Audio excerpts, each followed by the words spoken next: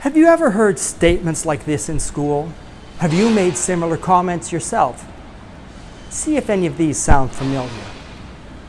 We need to cover this material quickly so that we can stay on schedule. Or we have to keep moving forward to get through all the content by the end of the year. How about we have to do these practice worksheets to prepare for the standardized test? I know it's boring, but we need to drill the material into your heads so you'll do well on the exam. Or how about this? I sometimes feel like we're just cogs in a machine. Or our school's funding depends on our test scores, so we really need to focus on getting those numbers up. Or this one. It seems like students are just being pushed along a conveyor belt from one grade to the next without really mastering the material or developing critical thinking skills. Or, I wish we could spend more time on project-based learning and creative activities, but with all the pressures to perform well on standardized tests, there's just no time. Or how about this? I disagree with the new policy, but it came from the district office, so there's not much time or much we can do about it. It's just another example of top-down management. Or this one. Sorry we can't spend any extra time on this topic today. We have to stick to the schedule and move on to the next lesson. Remember, time is ticking. As you know, context confers meaning. And all these statements, all these sentiments come from somewhere. They don't simply fall out of the sky. There's a context that brings these statements into existence. There's a context that makes these statements meaningful. Why do we feel these sorts of sentiments? What makes these experiences stand out? Perhaps it's because you know an alternative. When you're participating in a hobby or learning something for the pure enjoyment of learning, you don't feel like you're a cog in the machine or hindered by top-down management. You don't feel this way when you are enjoying what you're doing. You don't feel this way when you have control of your learning. When we consider the way schools came into existence, we perceive the factory, industrial influences. Why is that?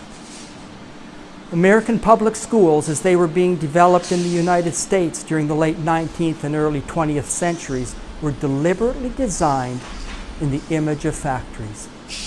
So if you sometimes feel as though you're working on a factory or working in a factory when you're actually in school, rest assured, your feelings are legitimate. Schools were developed using factory models. Let's look at some specifics. I'm sure you're familiar with the effects of standardization and uniformity. But what's the connection to factories? Factories rely on standardization to efficiently produce goods, and similarly, in the image of factories, early public schools aimed to standardize education for the masses. This meant that uniform curricula, standardized testing, and grade systems were implemented to ensure that students received consistent instruction regardless of their location or background. Another one is the assembly line approach. As you know, factories often use assembly line methods to streamline production, with workers performing specific tasks in a sequential manner. Early school design adopted a similar approach, with students moving from one grade to another in a linear progression or through pre-designed sequential content, often with little regard for individual differences or abilities. And there's hierarchy and control. Factories typically have a hierarchical structure, with managers overseeing workers to maintain control and productivity. In schools, this hierarchical structure is mirrored by administrators, teachers, and students, with administrators supervising teachers, and with teachers acting as supervisors of students to impart knowledge in a controlled environment. Another one that's probably very obvious to you is time management. Just as factories operate on strict schedules to maximize productivity, schools have set schedules with specific time allocations for each subject or activity, mirroring the regimented nature of factory work. Another one that should be familiar to you is preparation for the workforce. One of the primary goals of early public education was to prepare students for the workforce, much like factories prepared workers for their roles.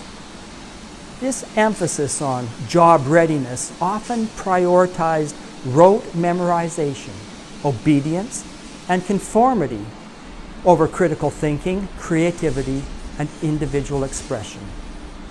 Oh, and of course, efficiency and productivity. Both factories and early public schools were influenced by the principles of efficiency and productivity. Schools aimed to efficiently produce citizens capable of contributing to the workforce and society at large, much like factories aimed to produce goods efficiently and profitably. Keep in mind, this was just a small number of similarities, but these similarities probably seem rather obvious and are a good representation of some of the influences. So we had standardization and uniformity, assembly line approach, hierarchy and control, time management, preparation for the workforce, and efficiency and productivity. These parallels between American public schools and factories highlight for us how the industrialization of society influenced the structure and goals of schooling during the late 19th and early 20th centuries. Now, you might feel that this is wrong to generalize, but you might say, but not all schools are like that, and that's true. Our modern educational approaches have evolved and continue to evolve. But when we're trying to determine the foundations of schooling, when we're trying to determine the context that confers meaning to our schooling activities, we find traces of this factory-like model continuing to provide a context for many of our schooling practices, with factory-like influences welling up into our day-to-day school lives. Welcome to the factory.